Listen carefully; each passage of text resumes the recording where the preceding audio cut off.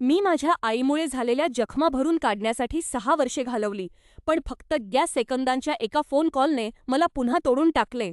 गेल्या 6 वर्षांपासून माझा माझ्या आईशी खूप कमी संपर्क होता.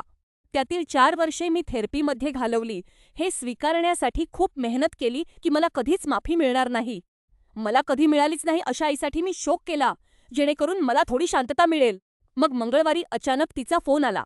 ती म्हणाली की ती विचार करत होती आणि तिला सगळ्या गोष्टींसाठी माफी मागायची आहे. मी तिथेच बसून वाट पाहत होते. मी वाट पाहिले की ती किमान एका विशिष्ट गोष्टीचा उल्लेख करेल.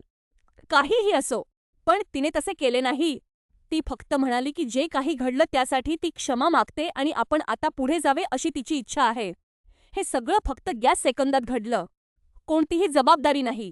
तिने दिलेल्या वेदनांची कोणतीही जाणीव नाही. जेव्हा मी तिला विचारले की ती नक्की कशासाठी माफी मागते, तेव्हा तिला राग आला.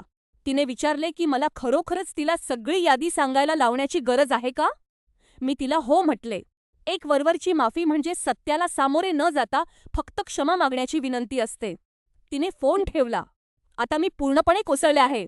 यासाठी नाही की मला तिला गयागया करायला लावायचे होते, तर यासाठी की शेवटी मला त्या शांततेत सुख मिळाले होते. आणि ती पोकळ माफी, तिने माझ्या जुन्या जखमा पुन्हा ताज्या केल्या. मला वाटते की मला ती शांतताच जास्त आवडली असती. किमान ती शांतता प्रामाणिक तर होती.